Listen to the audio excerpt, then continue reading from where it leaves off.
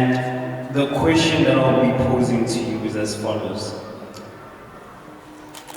Clean energy, particularly, like mentioned, the LPG, and as we know in common times, solar energy, is highlighted as essential for sustainable growth. In your opinion, what are the initial actions needed to implement these energies in energy solutions, particularly in a place like Mataboge? Or rather, let me ask the question like this. How can a community member transition from using old school energy into the new school energy, whether for the individual or for the business? Thank you for the question. Makosi, and everyone else by Barutla. Thank you for that question. I think from Hakem Energies specifically, we have done what Hosan was talking to earlier around research first.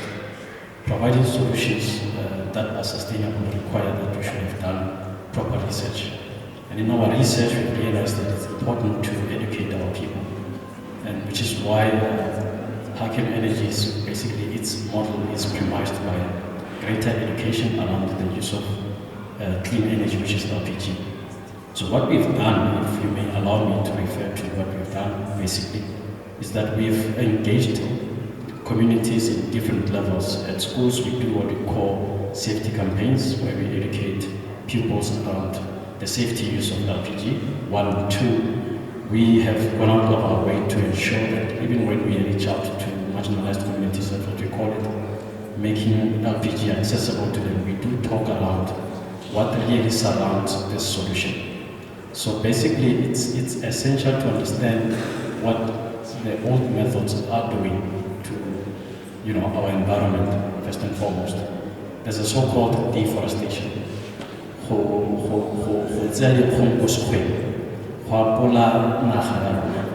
And therefore, you end up having situations like your climate change, in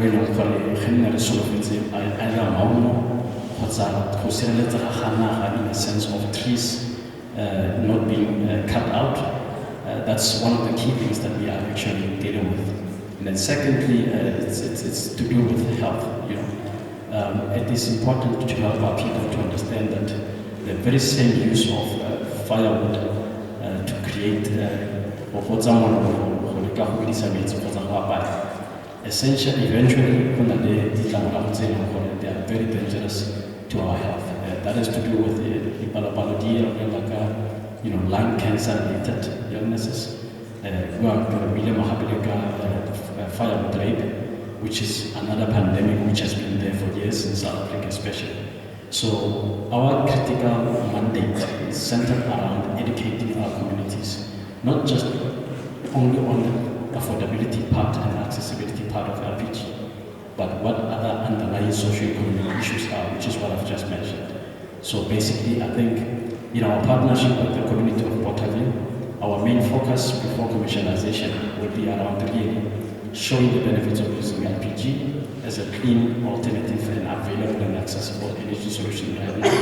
And then secondly, also to look at the long-term benefits thereof, which is to preserve Nahayaruma, which we should definitely, as much as I've heard, for amazing, we should really prevent that behavior of going into the forest to actually secure Nahayaruma for purpose for food security.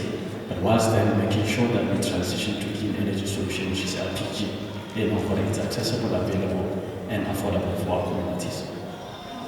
Thank you very much for that.